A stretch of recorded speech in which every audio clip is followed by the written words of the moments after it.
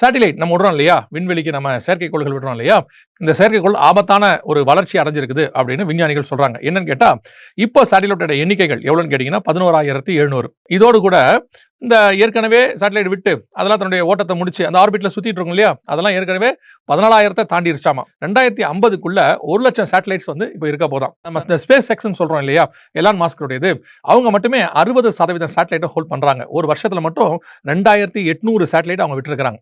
So இப்போ அவங்க என்ன சொல்றாங்கன்னா, இந்த சேட்டலைட் விடுகிற வேகம் அதிகமாகிட்டே போகுது. அதனால என்ன ஆகுதுன்னு கேட்டீங்கன்னா, டிராபிக், அதாவது சேட்டலைட்ல டிராபிக் அதிகமாகிட்டே போகுது. 2050க்குள்ள 1,00,000 சேட்டலைட்டை விட்டுருப்பாங்க.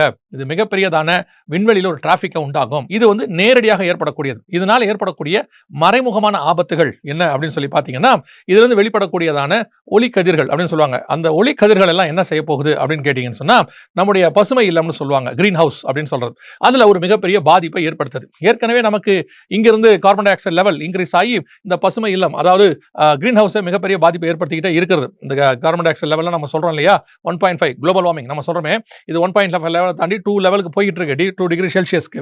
இப்போ அது வந்து அடுத்து இன்னும் இந்த வாரெல்லாம் இப்போ ஸ்டார்ட் பண்றதுக்கு முன்னாடி உள்ள லெவல் நான் சொல்றேன். வாரெல்லாம் ஸ்டார்ட் பண்ண பிறகு இதோடைய ஹீட் லெவல் என்ன நமக்கு தெரியாது பாருங்க.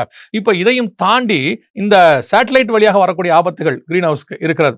இது என்ன செய்யும்னா, விண்வெளியில் இருக்கக்கூடிய வீரர்களுக்கும் அல்லது விண்வெளியில் விடக்கூடிய செயற்கைக்கோள்கள் லான்ச் பண்றாங்க பாருங்க, அதுக்கும் மிகப்பெரிய ஆபத்தை ஏற்படுத்தும் சொல்றாங்க.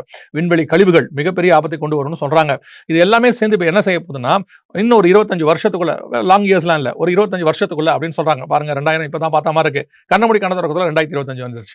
அடுத்த 25 வருஷத்துக்குள்ள ஒரு மிகப்பெரியதான ஆபத்தை இது உண்டாக்கும் என்று விண்வெளி ஆராய்ச்சியாளர்கள் எல்லாம் சொல்றாங்க. ஆனா உபதேச புஸ்தகம் சொல்லுது, நீ வானத்துக்கு ஏறி நட்சத்திரங்களுக்கு நடுவே உன் கூட்டை கட்டினாலும் உன்னை அங்கே இருந்து விழ பண்ணுவேன் என்று கர்த்தர் சொல்லுகிறார். வானத்திலிருந்து நட்சத்திரங்கள் பூமிக்கு மேல் வந்து விழும் என்று சொல்லப்பட்டிருக்கிறது. இது அதோட இதுக்கு கனெக்ஷன் பண்ணல, ஆனா அந்த மாதிரி விஷயங்கள் எல்லாம் இப்ப நடக்குது அப்படின்னு சொல்றோம்.